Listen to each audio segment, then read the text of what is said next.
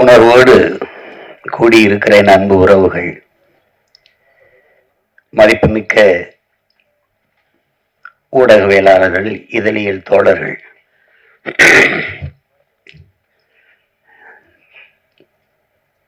திரைப்படைப்பாளர்கள், கலைஞர்கள், தயாரிப்பாளர்கள் அனைவருக்கும் என்னுடைய அன்பும் வணக்கமும்.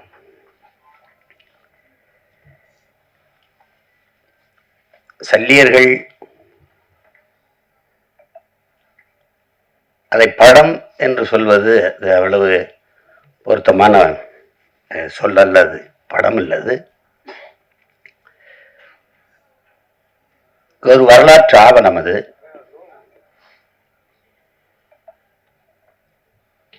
இங்கே பேசிய தம்பி கௌதமன் உட்பட எல்லாருமே குறிப்பிட்டார்கள்.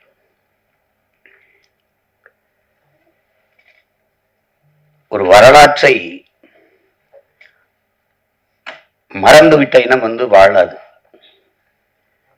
வேற இழந்த மரமும் வரலாற்றை மறந்த இனமும் வாழாது.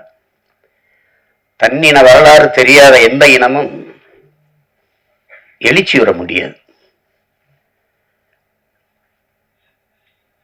எங்க இனத்திற்கென்று வரலாறே கிடையாது. ஏன்னா வரலாற்றை படைப்பவனுக்கு வரலாற்றை எழுத நேரம் இருக்காது. இங்க பிரச்சனையே கல்லணை பார்த்ததுல எங்க பாட்டை ஒருத்தன் கல்லணை கட்டி வச்சிருக்கா, சோழன் ஆண் இருக்காங்க கரிகாலன்னு தெரியுது. பெருவுடையார் கோயில் இல்லைன்னா அதுவும் இல்லை. அருண்மொழி சோழன்னு ஒருத்தன் ஆண்டான், அவனுக்கு ஒரு மகன் இருந்தான் அரசேந்திர சோழன், உலகம் பூரா படையெடுத்து போய் வென்றாங்க. அப்படிலாம் வரலாற்று பதிவு எங்களுக்கு இல்லை. இப்போதைக்கு இருக்கிற எங்க முன்னோர்கள் தீரன் சின்னமலைக்கோ மருதுபாண்டிக்கோ பூலித்தேவனுக்கோ வேலு நாச்சியாருக்கோ அவங்களுக்கும் ஒன்றும் இல்லை. பாட்டனார் அழகுமுத்துக்கோனை பற்றி பேசலாம்னு படிச்சா 30 பக்கம் இருக்குது. அதுல கடைசி 3 பக்கம் தான் அவரை பற்றி செய்தி இருக்குது. எல்லாம் தமிழர் இன வரலாறு நீங்க இப்படி பார்த்தீங்கன்னா முன்னோர்களுடைய இதை பார்த்துட்டே வரும்போது எதிரிகளால் வீழ்த்தப்பட்டதே கிடையாது. எல்லாம் உடன் பிறந்த ரத்த துரோகங்களை தான் தோக்கடிக்கப்பட்டது. கடைசி எங்க தலைவர் உட்பட எல்லாமே. நீங்க வேலு நாச்சியாரா அங்க ஒரு துரோகம், மருதுபாண்டியாரா அங்க ஒரு துரோகம், தீரன் சின்னமலையா கூட இருக்கிறவனே செஞ்ச துரோகம், பண்டார வன்னியானா அவனை என் சொந்த ரத்தக்காரனே எங்களுக்கு துரோகம் பண்ணி இப்படி தோத்ததான் எங்களுடைய இந்த படிப்பினை ஏன் தேவைப்படுது அப்படின்னா, அது கற்றறிவை விட பட்டறிவு மேலானதுங்க. அதனாலதான் அது அண்ணல் அம்பேத்கர் வரலாற்றை படிக்காதவன் வரலாற்றை படைக்கவே முடியாதுங்கிறார். அது ஹோசிமின் வரலாற்றை மறந்து விட்ட இனம் சுடுகாட்டுல இறந்து கிடக்கிற பிணம்டாங்கிறார். அது ஒன்றுக்கும் பயன்படாகிறார். நமக்கு இலக்கிய சான்று தான் இருக்குது. பாண்டிய நெடுஞ்செழியன் மதுரை ஆண்டான் அப்படின்னா அங்க ஒரு பெருமாட்டி கண்ணகி போய் கால் சிலம்பை உடைச்சு நீதியை நிலைநாட்டினான்னு இலக்கிய சான்று தான். வரலாற்று சான்று எங்க இருக்கு? இல்லை. ஆனால் இதை தெளிர்ந்து உணர்ந்த ஒரு ஒரு மகன் இந்த இனத்தில் இருக்கிறாருன்னா அது என் உயிர் தலைவன் எங்க அண்ணன் மேதகுவி பிரபாகரன் அவர்கள். எல்லாவற்றையும் ஆவணப்படுத்தினார். அந்த ஆவணங்கள் பாதுகாப்பா இல்லைங்கிறது வேற. அது இறுதி போரில் பாதிக்கு மேல சிதைஞ்சு அழிஞ்சு போச்சு. சில இது பாதுகாக்கப்பட்டிருக்கலாம். இப்ப நீங்க உங்களுக்கு ஒரு உதாரணம் சொல்ற பாருங்க. அனுராதபுரத்தை அடிக்கிறார், முடிவு பண்ணிட்டாரு. 21 போராளிகள் போறாங்க, கரும்புலி மறவர்கள். இதுல 3 பேரு படப்பதிவு, இது இந்த போரை பதிவு செய்யறதுக்கு மட்டுமே 3 பேர் அனுப்புறாரு. உன் உடன் பயிற்சி எடுத்தவன், உடன் பிறந்தவன், இது ஒரே நோக்கத்துக்காக நிக்கிற ஒரு தாய் பிள்ளைகள் அவன் ஓடி செத்துட்டா கூட அவன் போய் தூக்குறதுங்கிறதுலாம் வேலை இல்லை. அவன் சண்டை போடுறது நீ ஆவணப்படுத்தணும். அதுதான் அது. ஏன்னா கடந்த கால வரலாறு நமக்கு இல்லாதனால நிகழ்காலம் தெரியல. நிகழ்காலம் இல்லாதவனுக்கு எதிர்காலமே இல்லை. கவிப்பேரரசு வைரமுத்து கூட சொல்றாரு, ஒருத்தன் நிகழ்காலத்தை குனிந்து பார்ப்பது எதிர்காலத்தில் நிமிர்ந்து நிக்கத்தான். அப்ப அந்த பதிவு இருக்கணும்னு அவர் நினைச்சாரு. அது ஒவ்வொன்றையும் ஆவணப்படுத்தினார். அவருக்கு ஒரு பேராவல் இருக்குது. பேராவல் பெரும் விருப்பம் தான் சொல்லணும். அது என்னன்னா, சின்லெஸ் லிஸ்ட் போல, ஒரு பிரேவ் ஹார்ட் போல, ஒரு 10 கமாண்ட்மெண்ட்ஸ் போல நம்முடைய விடுதலை போராட்ட வரலாறும் ஆவணப்படுத்து படமா வரணும், திரையில ஒரு வந்துடணும்னு பெரிய ஆர்வப்பட்டாரு. அதுக்காக தான் அவர் ஆணிவேர் எடுத்தாரு, தயாரிச்சாங்க. அதுக்கு பயிற்சி கொடுக்கறதுக்கு எங்க அப்பா பாரதி ராஜா, ஐயா மகேந்திரன் போன்றவர்களை அழைச்சிட்டு போனாங்க. எங்க பிள்ளைகளுக்கே நீங்க பயிற்சி கொடுங்க, அவங்களே எடுத்துக்கிடுவாங்க. அப்படிதான் அந்த மாதிரி செஞ்சாரு. அதுலதான் எல்லாளன் படமும் எடுக்கப்பட்டது. ஆனா அவருக்கு ஒரு பெருங்கனவு இருந்தது, அது கெடுவாய்ப்பா நிறைவேறல. அதை எடுத்து ஆவணப்படுத்தணும்ட்டு. இப்ப தம்பி கூட சொன்னார், தலைவருடைய வரலாற்றை எடுக்கணும், பதிவு பண்ணணும், எடுக்கணும், உறுதியாக எடுக்கணும். அதுல இருக்கிற பிரச்சனை என்னன்னா, நான் மேடையில் இப்படி பதாக வச்சுன்னு வச்சுருக்கேன், எங்க அண்ணன் பதாகைய அது நேரலையில போட மாட்டாங்க. அதுக்காகவே இந்த ஓரத்தில் கொஞ்சம் வைங்க, அந்த ஓரத்தில் வைங்க, பதிவு பண்றவங்களுக்கு எந்த தொந்தரவும் இல்லாமல் இருக்கட்டும் தள்ளி வைப்போம்.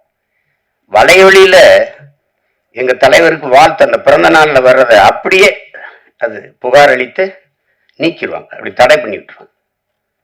சுவரொட்டி ஒட்டினீங்கன்னா காவல்துறைக்கு வேலையே அதை கிழிக்கிறது தான். நான் கூட சொன்னேன், போலீஸ்லாம் என்ன பண்ணி கிழிச்சிங்கன்னா அந்த உங்க போஸ்டர் கிழிச்சோம்னு சொல்லணும்ல எதிர்காலத்தில், அதுக்கு தான் இந்த வேலையை செய்யுது. நாங்களே குறி சேர்த்த பாரு அங்கேயே காசு சேர்த்து ஒட்டுவோம், கிழிச்சு விட்டுருவோம். ஏன்னா அதுக்கான அரசியல் சூழல் இல்லை. அதை முதல்ல உருவாக்கணும், அதுக்கப்புறம் இதை எடுக்கணும். அதுதான் நம்ம செய்ய வேண்டியது. அது செய்ய வேண்டியது. இங்க எப்படி இருக்குன்னா, இந்த ஆவணப்படுத்துதல் இப்ப அந்த வேலையை தான் இந்த படம் செய்யுது. இந்த சல்லியர்கள் படம் அது செய்யுது.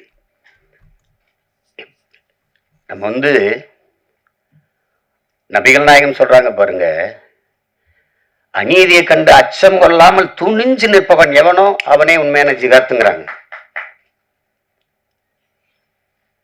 அந்த மொழியில, நபிகளின் மொழியில சேவரசரர் உலகத்துல எங்கெங்க அநியாயம் நடக்குதோ, அக்கிரமம் நடக்குதோ, அதை கண்டு உன்னால பொறுத்து கொள்ள முடியாம நீ கோவப்படுவாயானால் நீனும் என் தோழனேங்கிறார்.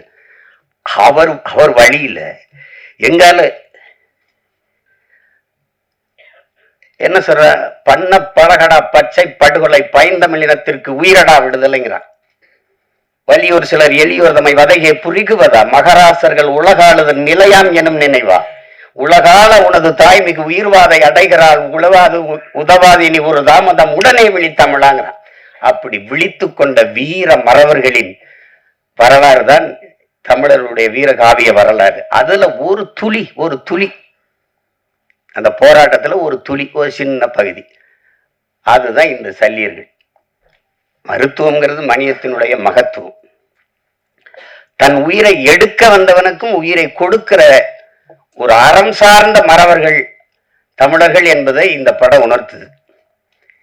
ஏன்னா அறம் செய்ய விரும்பு, இது அறிவு மூதாட்டி அவ்வை நமக்கு தந்த தமிழ்.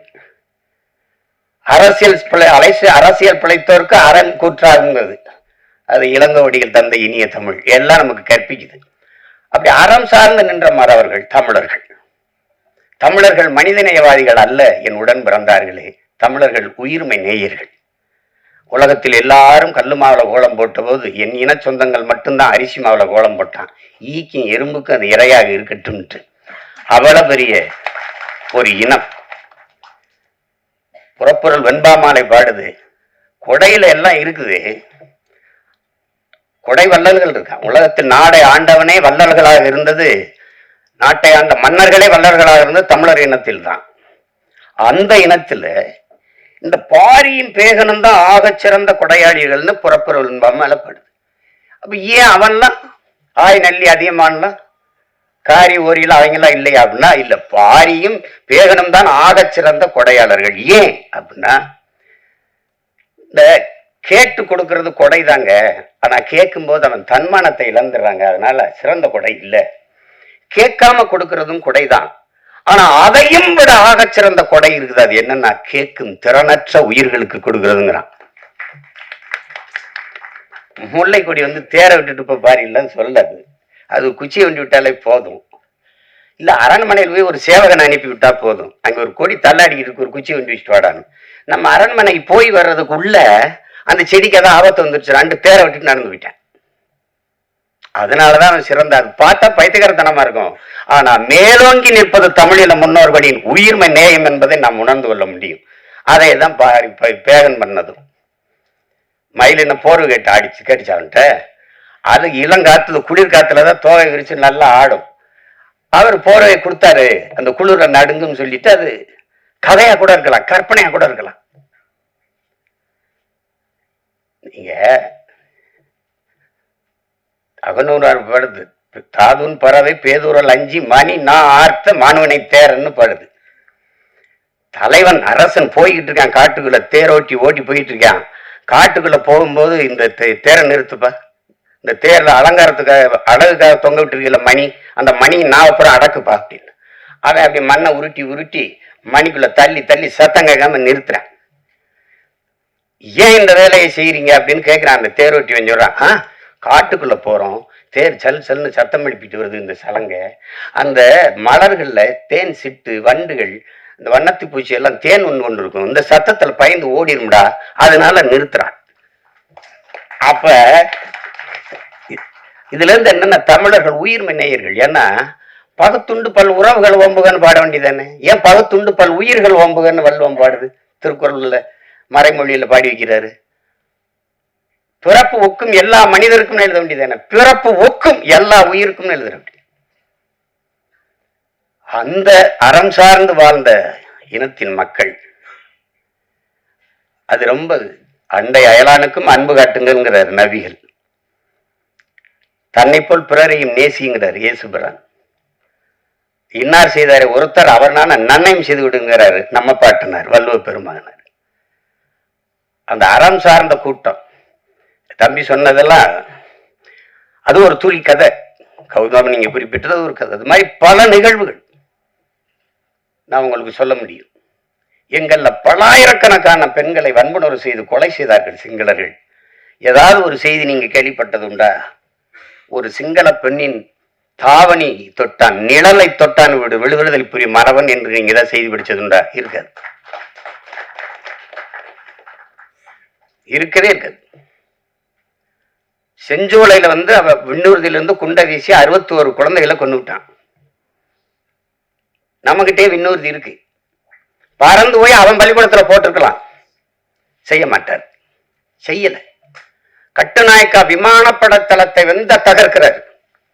ஏன் பொது விமான தளத்துல குண்டு போட அவருக்கு எவ்வளவு நேரம் இருக்கும்? போடல, செய்ய மாட்டார். ஏன்னா அறம் சார்ந்து வாழ்ந்து நின்ற மறவன் பிரபாகரன் என்ற வீரன். அவர் தெளிவந்தால் என்னுடைய எதிரிகள் சிங்கள மக்கள் அல்ல, என் இனத்தை கொன்று குவிக்கிற சிங்கள ராணுவம் தான். அத தெளிவா இருந்தார். இந்த படம் பிரம்மாண்டமா எடுக்கப்பட்டிருக்கலாம்னா எடுக்கப்பட்டிருக்கலாம். ஆனா இந்த உணர்வை சிதைக்காம கடத்திட்டாங்க. அதுல பிரம்மாண்டம் தேவைப்படல, ஒன்னும் தேவைப்படல. இப்படி ஒரு படத்தை தயாரிக்கணும்னு நினைச்ச முதல்ல பணம் போட்ட ராவணன், அவர் இன்னொருத்தர சொல்றாரு, அவரு நேசமணி ராஜேந்திரன், தம்பி கரிகாலன், அப்புறம் என் தம்பி கருணாசு. அது ஒரு முன்னோட்டத்தை காட்டின. அப்பவே சொன்ன நல்லா வந்திருக்கு அப்படின்னு. கிட்டு என்னுடைய தம்பி, எங்களோட எங்க இயக்கத்தில் இருந்தவன் இருக்கிறவன், நல்ல பிள்ளை, படைப்பாளி. அவனுக்கு ஒரு ஆற்றல் இருக்கு, அது எழுத்தாற்றல் படைப்பாற்றல் எல்லாம் இருக்கு. படத்துல உரையாடல்கள் அவ்வளவு நேர்த்தியா இருக்கும். காட்சி அமைப்புகளை எதுவும் பொய் சொல்லிட முடியாது. ஏன்னா வரலாற்று இலக்கியம் பொய் பேசும், புராணங்கள் பொய் பேசும். உருகி சுகம்பரா மார்வை திரிகி எரிந்தால் தீயிட்டால்னு சிலப்பதிகாரம் பாடுது. நான் போய் எங்க வாத்தியார்ட்ட கேட்டேன், இப்ப வேற மதுரையா? அப்ப மதுரை எரிஞ்சு போய் புதுசா வேற மதுரை வந்துச்சா அப்படின்னு கேட்டேன். அவர் அப்படி இல்லடா இருக்கா, அப்படி இல்லடா, அவளுடைய அந்த துன்பத்தை நினைச்சு மதுரை அந்த மண்ணில் வாழ்ந்த மக்கள் வயிறு எரிந்தார்கள், நெஞ்சு எரிந்தார்கள், அதுதானே அது பற்றி எரிந்தது மதுரைன்னு வருது. அப்படிதான் எழுதுனது, தீப்பிடிச்சு எரிஞ்சிடலடா அப்படின்றது. அது சொல்லும், சுவைபட சொல்வதற்கு சொல்லும். ஆனா வரலாறு எப்பவும் போய் பேசாது, பேசக்கூடாது. அது மாதிரி இது காட்சி கற்பனையில செஞ்சது இல்லை. போர்க்களத்துல உங்களுக்கு தெரியாத இறுதி போர்ல எல்லாம் எங்களுக்கு மருத்துவமனையில தான் முதல்ல குண்டு போட்டாங்க, பள்ளிக்கூடங்கள்ல தகர்த்தான், ஊடகங்கள் எல்லாம் தகர்த்தான். கர்ப்பிணி பெண்கள், வயது முதிர்ந்தவர்கள், பச்சிலம் குழந்தைகள் மீது குண்டு வீசக்கூடாது, அவன் அதையே குறி வச்சு செஞ்சான். ஆனா அதுல எந்த இடத்துலையும் எங்க தலைவர் தடம் பிறண்டோ உணர்ச்சி வயப்பட்டோ கோவப்பட்டோ செஞ்சில்ல. அவர் செஞ்சான். கடைசியா மரத்து நிழல்ல ஒரு வேட்டியை கட்டிக்கிட்டு அதுல நீங்க நம்ம அனஸ்தீசியா மயக்க மருந்து கொடுத்து இந்த கால காயம் பட்டுருச்சுன்னா நீக்குவோம், கட்டுப்பு கைப்பட்டுருச்சுன்னா ஒண்ணுமே இருக்காது. அந்த சிதைந்த காலை அது சரி பண்ணா அப்படி அந்த காயத்தோட அந்த வலியோடு தான். அவ்வளவு ஈகம் செஞ்சு போராடிய மக்கள் நாம். அதை மறைக்கப்படுதுன்னா எவ்வளவு கஷ்டமா இருக்கும் பாருங்க. நீங்க ஒரே வார்த்தையில எங்களை பிரிவினைவாதிகள், தீவிரவாதிகள், செப்பரேட்டிஸ்ட், டெரரிஸ்ட்னு கடும் கோவம். அங்கேதான் நமக்கு இப்போ பெருப்பும் கோபமா வர்றது காரணம் அதுதான். உனக்கு என்ன தெரியும், வரலாறு தெரியாம பொழைக்க போன இடத்துல பிரபாகரன் நாடு கேட்டுக்கிட்டு இருக்காங்க. டேய், ஏன் பூமிடாது பொழைக்க வந்தவன்ட்டு நாங்க பறி கொடுத்துட்டோங்கிறதா வரலாறு. அதுதான் இங்க பிரச்சனை. அதுதான் அதனால இந்த ஒரு வரலாற்று ஆவணமா நான் இதை பார்க்கிறேன். அந்த போர்க்களத்திலையும் அந்த சூழல்லையும் காயம்பட்ட போராளிகளுக்கு மருத்துவம் கொடுக்கறதுக்கு பதுங்கு குழியிலேயே மருத்துவமனையை வச்சு எப்படி அதை கட்டமைச்சிருக்காருங்கிறது நீங்க பார்க்கும்போது தெரியும், படம் பார்க்கும்போது. அது மாதிரி தம்பி திருமுருகன் அவர்கள் சொன்னது மாதிரி ஒரு பகைவனாக இருந்தாலும் அவனுக்கு அன்பு காட்டுங்கிறத அதைதான் இந்த படம் உணர்த்துது. முழு கதையும் சொல்லிட்டு இருக்க வேண்டியதில்லை, நான் நீங்க பார்க்கணும், அவசியம் பார்க்கணும். அதுல அந்த நந்தினியா அந்த மருத்துவ பெண்ணா நடிச்சிருக்கிற சத்யாதேவிக்கு எவ்வளவு பாராட்டினாலும் தகும். அது புது நடிகை, புதுசா பங்கேற்றிருக்காங்கன்னு சொல்ல முடியாது. இதே மாதிரி முகம்தான் அந்த நாட்டுல அந்த காட்டுல என்ன பார்த்தனோ அதே மாதிரி ஒரு முகம், அந்த காட்டுல எப்படி எங்க போராளி வீரர்களை பார்த்தனோ அதே மாதிரி ஒரு முகம் மகேந்திரன். ரொம்ப நல்லா பண்ணியிருப்பாங்க ரெண்டு பேருமே. அது நீங்க பார்த்து அந்த உணர்வை நீங்க உள்வாங்கணுங்கிறதா என்னோட. அதுக்காக அதை திரும்ப திரும்ப பேசிட்டு இருக்க வேண்டியதில்லை, அது செய்ய வேண்டியதில்லை. உலகம் பூரா இருக்கிற என் தாய் தமிழ் உறவுகள் இந்த படத்தை ஒரு படம்னு நம்ம சொல்லிக்கிட்டு இருக்கக்கூடாது. இது ஒரு வரலாற்று, ஒரு படைப்பு, ஒரு பதிவு. அதை நம்ம வரவேற்கணும், பார்க்கணும், நம்ம அடுத்த தலைமுறைக்கு கடத்தணும். தாய்மொழியே நம்ம மறந்துட்டோம். ஒரு தலைமுறைக்கு மேல தமிழ் எழுத படிக்க தெரியாத ஒரு இனக்கூட்டம் ஆயிட்டோம். மொழி அழிந்து சிதைந்தால் இனம் அழியுங்கிறது வரலாற்று பெரு உண்மை. இப்ப அந்த சூழல்ல வரலாறையும் விட்டுறக்கூடாது. இப்ப நீங்க நார்வேயில கூட என் தம்பி வசீகரம் வந்திருக்காங்க, தமிழ் படிப்பிக்க பள்ளிக்கூடம் 17 பள்ளிக்கூடம். டென்மார்க்ல 32 பள்ளிக்கூடம் இருக்கு. யாரு கொடுத்துருக்காங்கிறீங்க? அந்த அரசு. உங்கள் தாய்மொழியை நீங்க மறந்து விடக்கூடாது அப்படின்னு நம்மளே தமிழாசிரியர் போட்டு படிப்பிக்குது. ஐரோப்பிய நாடுகள் எல்லா நாட்டிலையும் இருக்கு. ஆனா ஏன் நாடு தமிழ்நாட்டுல தமிழ் படித்தால் வேலை கிடைக்காது, சோறு கிடைக்காது, ஒன்றும் கிடைக்காது அப்படின்ட்டு இவன் முட்டிக்கால் போடணும். தமிழ்ல பேசிட்டான்னா அவருக்கு தண்டம் கட்டணும். இந்த மாதிரி பள்ளிக்கூடம் இருக்குது. ஒரு நாள் அந்த பள்ளிக்கூடத்துக்கு மின்சாரம் போகாது, தண்ணியும் போகாது, ஒன்றும் போகாது, வெட்டி இருந்துருவேன். என் தாய்மொழியை படிக்கிறது தான்டா பள்ளிக்கூடம் இருக்குது. இது ஒரு கூட்டம். அதை மறந்துட்ட மாதிரி தன் இன வரலாறை நம்ம கற்பிக்கல பிள்ளைகளுக்குன்னா நான் யாருன்னே தெரியாம போயிடும். நான் யாரு எனக்கு தெரியவே தெரியாது. அப்ப தன்னை மறந்த ஒரு நோயாளி மாதிரி ஆயிடுவேன். அதுதான் நீங்க வரலாறு தான் எல்லா உலகில் எல்லா தேசியனங்களுக்கும் வழிகாட்டியிருக்கு. வரலாறு தான். அப்ப அந்த வரலாற்று பதிவு நமக்கு இருக்கணும். இதை படமாக நீங்க பார்க்காமல் நம் பிள்ளைகளுக்கு நான் 2 மணி நேரம் காட்டுற ஒரு பாடம் அப்படின்னு நீங்க கொண்டு போய் சேர்க்கணும். எல்லா தமிழர்களும் கொண்டாடுங்க. திரைப்பட ரசிகர்களாக இருக்கிறவர்கள் அவங்க நீங்களும் பாருங்க, உங்களுக்கும் பிடிக்கும். தம்பி திருமுருகன் சொன்ன மாதிரி நீங்க தமிழனா இருந்தா 2000 மடங்கு 1000 மடங்கு கூட பிடிக்காது. அது உண்மைதான். அவ்வளவு சிறப்பான படைப்பு. இதுல என்ன பங்கேற்றுக்கிறதெல்லாம் எல்லாம் என் தம்பிகளா இருக்கிறதுனால ஒரு நெகிழ்ச்சி, நமக்கு மகிழ்ச்சி, அது அளவு கிடந்த மகிழ்ச்சி கிட்டு அவன் செஞ்சதுல இது ரொம்ப நேர்த்தியான ஒரு இது பெரிய பொருள் செலவு பண்ண முடியல, பெரிய படைப்பா எடுக்க முடியலனாலும் அந்த உணர்வை சிதையாம கடத்திட்டான். அந்த ஆற்றல் அவனுக்கு அப்ப இருக்கு. குறும்படம் இருக்கிற காலத்துல இருந்தே செஞ்சிருவான். அதை நல்லா செஞ்சிருக்காரு. அதுக்கு அவருக்கு என்னுடைய பாராட்டு. இசை என்னுடைய மகன் கென்னு, அந்த அவருடைய நண்பர் ஈஸ்வரும் போட்டிருக்காங்க. நான் எடுத்தோன்னே அதான் கேட்டேன். நான் முதல்ல அந்த இதை படிக்கல, கென்னு தானே யாரா அந்த பின்னணி இசையெல்லாம் ரொம்ப நல்லா வந்திருக்கேன், கென்னு தானே பண்ணியிருக்கான் அப்படின்னு. பாடல்கள்லாம் நல்லா இருக்கும். அதில் கவிப்பேரரசு எழுதுன அந்த பாட்டு இது இது காதல் பாட்டாக இருக்கு. அந்த மண்ணை பற்றி வருகிற பாட்டெல்லாம் ரொம்ப சிறப்பாக இருக்கும், ரொம்ப சிறப்பாக இருக்கும். அதில் கருணாசிரியுடைய அந்த பகுதி இருக்கே, இந்த படத்தின் இதயம் போல இருக்கும். ஒரு ஒரு மனித உடலில் இதயம் எவ்வளோ முக்கியமோ அது மாதிரி அந்த பகுதி இருக்கும். அது சொல்றான் பாருங்க, இவங்களுக்கு முன்னாடி தலையை மட்டும் குனிஞ்சிராதரா, செத்தாலும் பரவாயில்லடா அப்படிதான். அதுதான் அது எப்படிதான் சேகவராசுராம் பாருங்க, ஒருத்தன் காலில் விழுந்துதான் வாழ வேண்டும் என்கிற நிலை இருக்குமானா நான் எழுந்து நின்று இறந்து போவேங்கிறான். எங்கால என்ன கற்பிக்கிறாருன்னா, சரணடைந்து வாழ்வதை விட சண்டையிட்டு சாவது மேலானது. அவரு ரொம்ப நேரம்லாம் அவருக்கு பேச வளவளன்னா பேச மாட்டாரு, சுருக்கமா பேசுவாரு. அதுக்கப்புறம் சொல்லுங்க, ஏன்னா அவரு சொல்லுக்கு முன் செயல், அதான் அவர் கோட்பாடு. இந்த செய்யலைன்னா செத்து மடி, செய்யலைன்னா சாகடி, அவ்வளவுதான் எங்க கோட்பாடு. அதுதான் இல்லைங்க, செய்யலைன்றாலும் செத்து மடி அப்படின்னு. செத்து மடிஞ்சிட்டா அதனால சுருக்கமா தான் சொல்லுவாரு, போராடினாலும் சாபம், போராடாவிட்டாலும் சாபம். போராடினால் ஒருவேளை வாழ்வதற்கு வாய்ப்பு இருக்கு, வாடா போராடிட்டு சாபம். அதுதான் இங்க அவருடைய கோட்பாடு, அவ்வளவுதான். அதுதான் இந்த படம் உணர்த்தும். நீங்க சுதந்திரம்ங்கிற அந்த விடுதலைங்கிற ஒற்றை வார்த்தை எப்படி இருக்கு பாருங்க. அது சொல்றான் பாருங்க, சுதந்திரம் என்ற சொல்லுக்கு அர்த்தம் தெரியாதவங்க கூட சுதந்திரம் தேவைப்படுதுறாங்கிறான். அது புல்லு பூண்டு பூச்சி வண்டு நாய் நரி நத்தை எல்லாத்துக்கும் சுதந்திரம் தேவைப்படுது. அப்படின்னா மான தமிழ் மக்களுக்கு தேவையில்லையா? அது மானம் வீரம் அறம் மூன்றும் உயிரென்று வாழ்ந்த இனத்தின் கூட்டம் தமிழர்கள். நாம் அடிமையா வாழ்ந்து செத்தம்னு வரலாற்றுல பதிவுறது மாதிரி ஒரு கொடுமை இருக்கா என்ன? அது அப்புறம் கதை, அது அப்புறம் பேசுறோம், அதுக்கு இது இடம் இல்லை.